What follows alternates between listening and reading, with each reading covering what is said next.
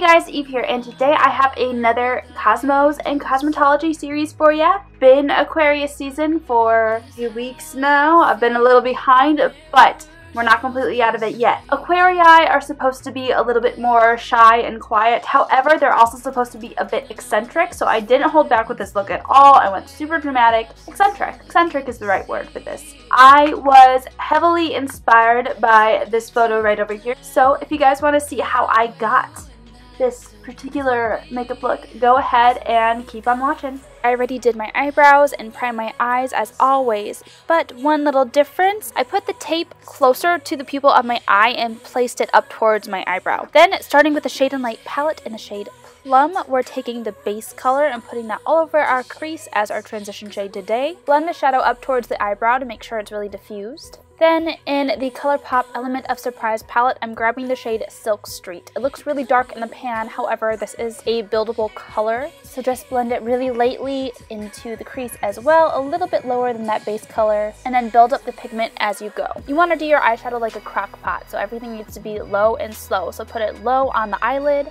and build it up slowly. Then doing some reverse blending with the base shade again. And then grabbing my Anastasia Beverly Hills Self-Made palette. This is an oldie but a goodie. Grabbing the shade Deep Purple, putting that in the crease as well. Once again, low and slow. Start low, build up the pigment slowly. And then once we're pleased with the color payoff, you can go ahead and do some reverse blending. So I'm grabbing Silk Street first, and then the base shade from the Shade and Light Plum palette. Now we're going to cut the crease. So I'm cutting the crease right up to that tape line using my Tarte Shape tape in the shade Fair. You really want to bring the cut crease up high, however, do not cover all of that deep purple shade. We still want that dimension peeking through. Then grabbing my Anastasia Artist palette, taking the shade Unicorn and putting that onto the pseudo outer corner that we have going on here, just tapping that shade on. Then in the Element of Surprise palette, we're grabbing the shade Subdue and we're putting that on the center third and inner third of my eye, blending it in with Unicorn. It's easier to blend the two colors by taking the flat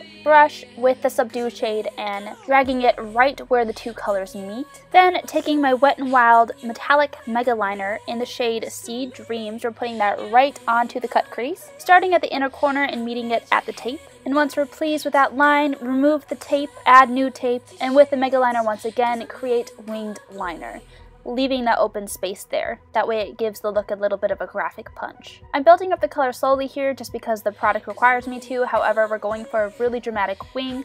Make it as big as you want, just make sure that you follow the same type of angle. And then using an angled brush, I'm taking the shade Blue Velvet from the Artist palette and tapping it right on top of that wing just to give it more of a matte finish. And to clean up any imperfections, just take that concealer brush and some concealer, then remove Tape Brown 2 and finish your face.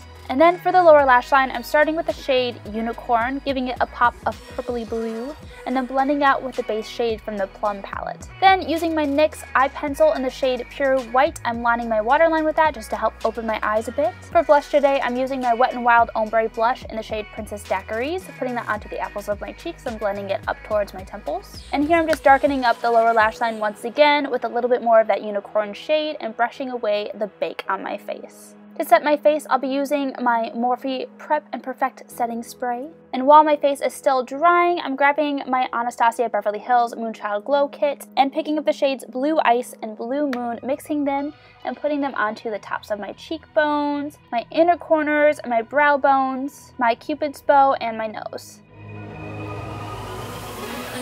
Then for lips, I'm using my Wet n Wild Mega Last Liquid Catsuit lipstick in the shade Sea Seduction, curling my lashes to prepare for mascara. Any mascara will do, but I'm using my NYX Double Stacked Mascara on my upper and lower lashes. And then I'll finish off the look with my Ardell Demi Wispies. Alright guys, so this is the completed look. If you like the Cosmos and Cosmetology series, go ahead and give me a big thumbs up. And if you like me, go ahead and subscribe. Big shout out to Elena Nicole. She loved that my last video was cruelty free. And if you didn't know, all of my videos are. And yeah, thank you guys so much for watching. And I'll see you in my next one. Bye guys.